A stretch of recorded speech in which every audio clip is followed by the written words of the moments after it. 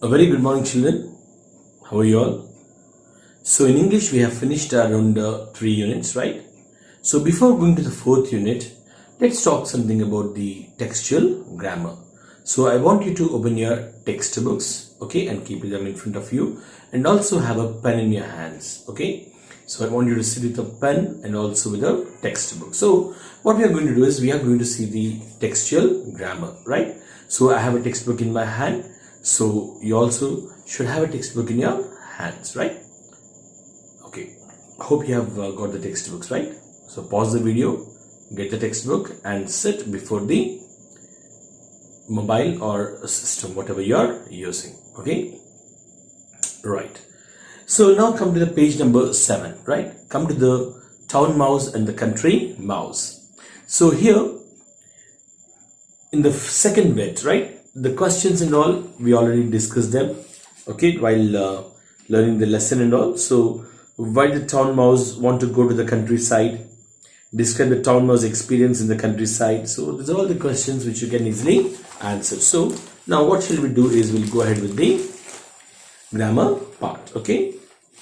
Now coming to the page number 7, I want you to complete all this grammar part before we go to the next session, next lessons, okay? The town mouse and the country mouse are, and 3 options are given here. First one is friends, second one is cousins, and third one is classmates, right? Which one is the right answer? Which one you feel is the right answer? So what I feel is right answer is cousins. Am I right? So if I'm right, then you have to put the option B in the brackets. Likewise, in the same way, what you need to do is you have to go ahead with the second one, third one, and also the fourth one respectively. Okay, children, the house of the town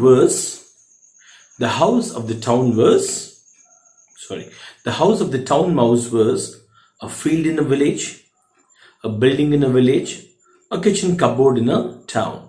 So which was the town mouse house? So if you know the right answer, you can put the right option in the given brackets. Likewise, you do the second one, third one, and also the fourth one. Okay, children? Okay then. So we'll go to the next one. Say whether the following statements are true or false. Correct the wrong statements. So if you come to the third section, so there are some sentences which are given here. What you need to do is you need to write whether it is true, a statement, whether it is true or false. So here 5 statements are given here. So what you can do is you can choose the right statement, right? So if it is right, you put a true. If it is wrong, you put false over there. Okay, right. The country mouse lives in a town. The country mouse lives in a town. Is it right? No. Why? Because the country itself means it's a outskirts of a village, like a village. So that's how you can say this sentence is absolutely wrong. So you can put a false over there. Likewise, 2, 3, 4, and 5 are the 4 statements which are given here. So you need to write whether they are true or false. Okay, children? Hope you will do that. Okay. Next, coming to the next section, that is vocabulary. Okay, here the following sentences are from your lesson. Read them carefully and tick the correct meaning of the underlined word in each sentence. So here, sentences from our lesson are given here, and also a word is underlined. So now there are 3 options given over here. So which option has the right meaning of the word which is underlined in the question?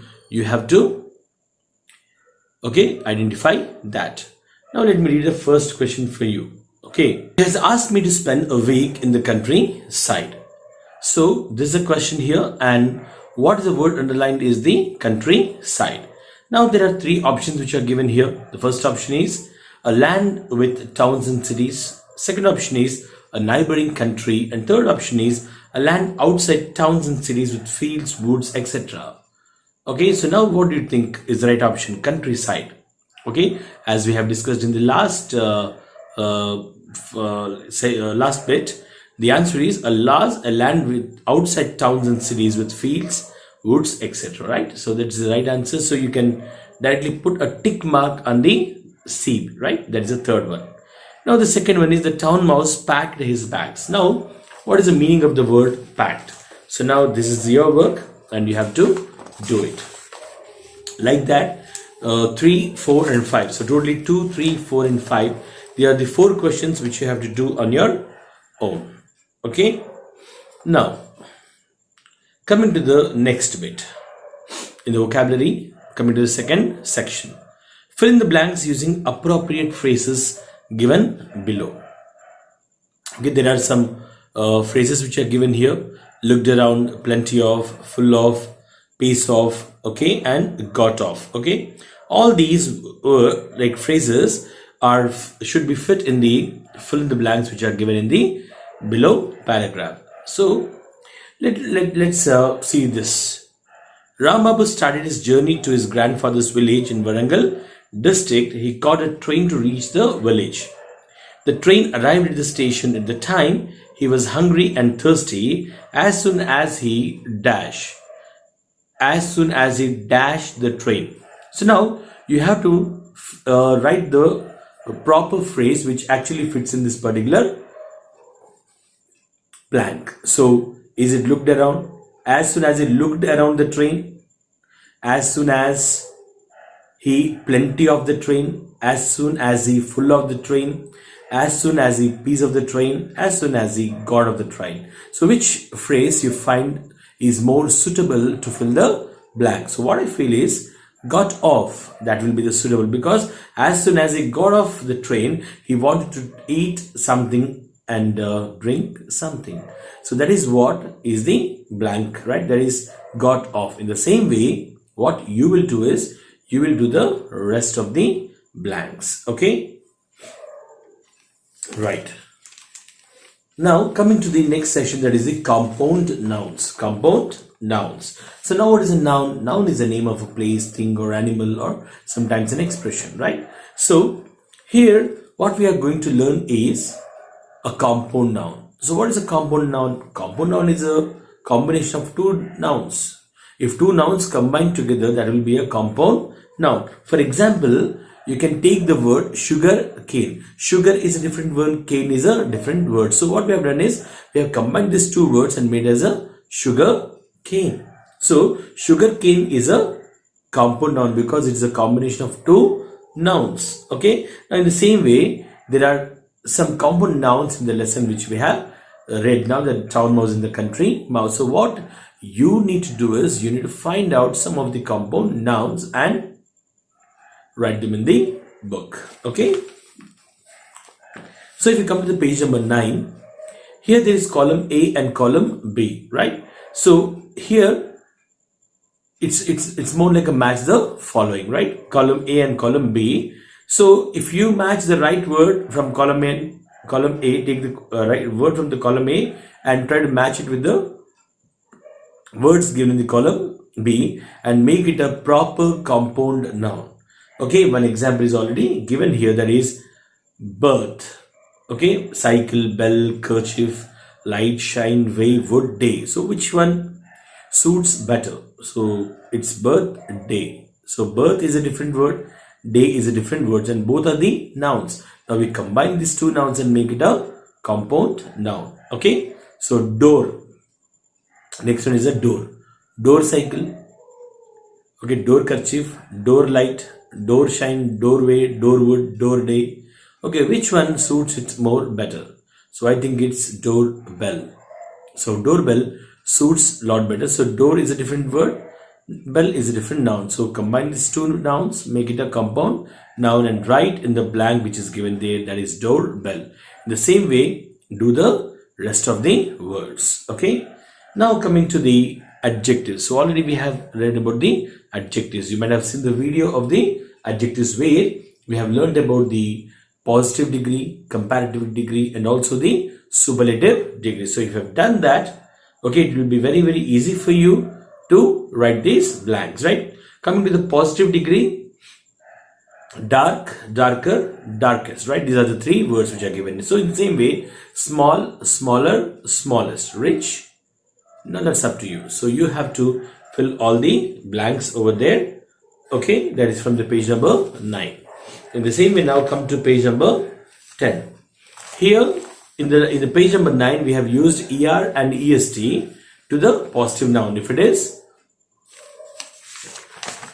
small, we have used smaller in the comparative, that is we have added er to the small, and in the superlative we have used est, smaller, smallest, small, smaller, smallest. But whereas here, if you take the word useful, you cannot add in the same way useful or usefulest, so that will not become a proper word. So what we will use here now, right? If you take the useful, what are the two words which we can use to the useful to make it a comparative and superlative? So we will take the more useful, right? We will take the word more, right? More useful. In the superlative, we'll write it as most useful. So in the same way, there are some other words: beautiful, interested, doubtful, precious, delicious, dreadful, cheerful. Okay. Now if you come to beautiful, you cannot say beautifuler. You cannot say beautifulest. So what you will say is beautiful, more beautiful, most beautiful. So in the same way, you write the other words also. Okay. Now it is completely different again, right? So if you see the first one, that is we are adding er and est. Second one, we are adding most and more and most here. But when you come to third one, that is positive degree here, much, more, most. Okay, that is the positive, comparative and superlative degrees, right? And if you come to the next word, that is good. Okay, now what is the comparative degree of good? It's not gooder, it's not gooder or goodest, or it's not more good, most good. So what we'll write is better, okay, as a comparative word, and best as the positive word. So good, better, best. Now what we'll do with the bad? Okay, let me tell you this one: bad, worse and worst. Okay, if you come to far, it is farther and farthest, farther and farthest. So that is how you can finish this bit.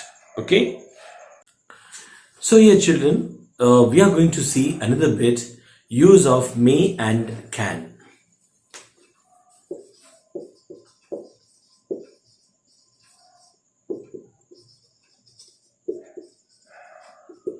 May and can. Before this, we will see what is informal way and what is the formal way. So here, formal way is an official way of doing things. Formal is like, no, it's an official way of doing things. Official way of doing things. Whereas when you come to the informal way, informal, so here rules are not followed strictly. So what are the rules are there? They are not followed strictly in the informal way. So we are going to use the formal way and the informal way kind of sentences here. So coming to the may, this is the formal way of using the sentence, and can is the informal way of using the sentence. Okay children, right, now we'll see some examples, right? So for example, you can say, may I stay with you? May I stay with you? So you know, it's a very formal way of asking, right? So here it's all about taking permission. It's all about taking permission. You are asking a permission whether you can stay with them or not. So the way you ask is, may I stay with you? So you also, even when you in the school also, you ask the permission, right? What you will say is, if you take the school and all, when you want to come inside the class, when the teacher is there, you will ask, may I come in, sir? May I come in, teacher? What you are doing here is you are taking the permission to come inside the class, right? So taking permission to come into the class, right? May I go to cinema? So you go to your father or mother and ask permission, right? So may I go to cinema? So may is a very pure formal way of asking a question. So what you can do is you can frame some 5 to 6 questions using may and asking questions in a formal way. Okay, now if you take can here, can is used to take permission or also give the permission, but that in an informal way. So for example, now you can ask, can I leave this place? Can I leave this place? So here also you are using can to take the permission. Okay, now the answer will be yes, you can go now. So that's again giving a permission. Because you asked a question, that is, can I leave this place? So the response is yes, you can go now. So what in these two sentences, what is used? Can is used here, right? So if you come to the page number 10, you can see these two questions over there, right? So then if you ask, can I go to cinema? Can I go to cinema? Again, it's about taking permission. Yes, you can go. You can go. So again, giving the permission. So may and can both can be used to take the permission and also give the permission. But one is used in a formal way and second one is used in an informal way. And now coming to the man. Coming to the word may. Coming to the word may can also used to express the possibility. May can be used to express the possibility. For example, I may say that it may rain today.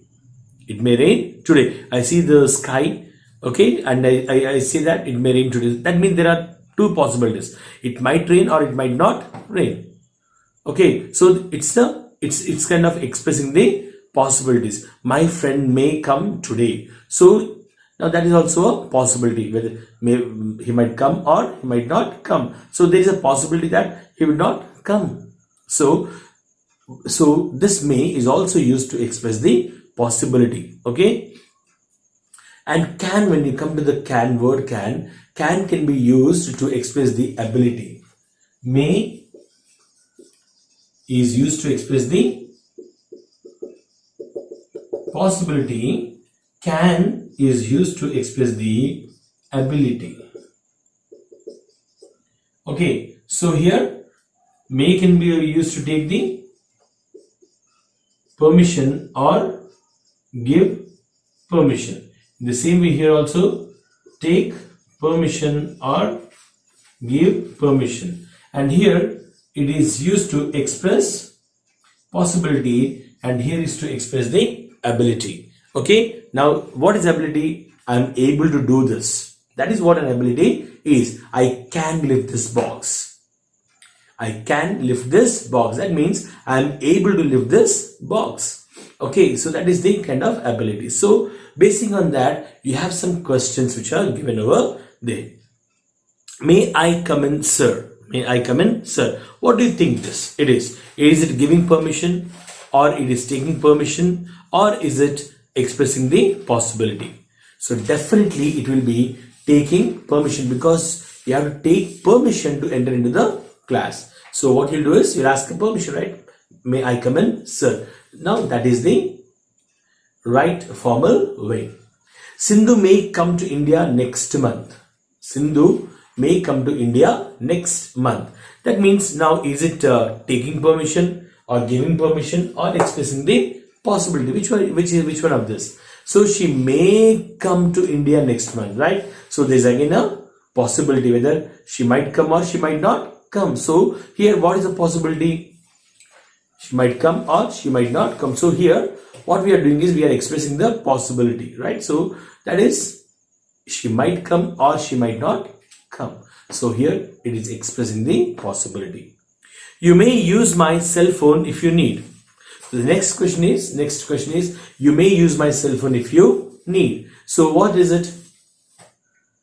Is it giving permission or taking permission or expressing the possibility?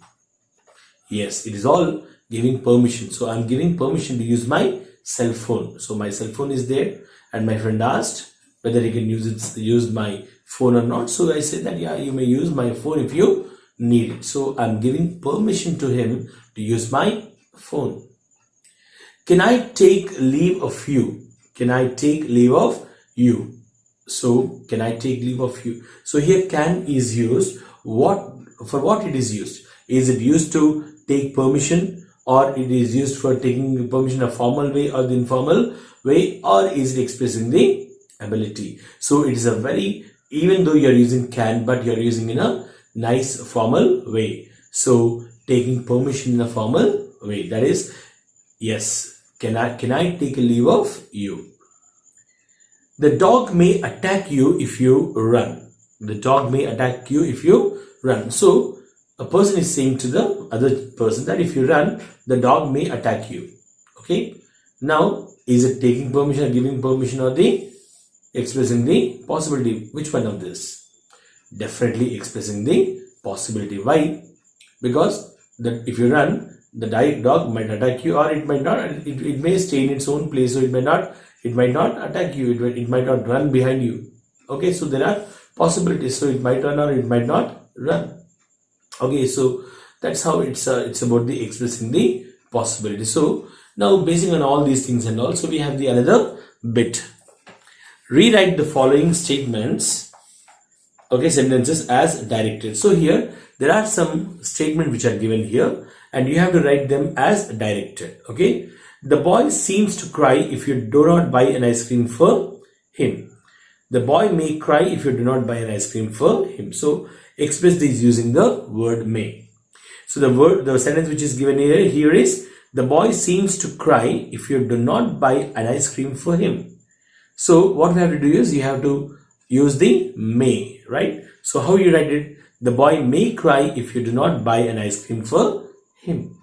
Okay, so now what are these sentences? Okay, and if you know it, you can write them, and if you don't know that, so you can wait for the next class. We'll go ahead with this sentences. Until then, see you all, take care, have a great day.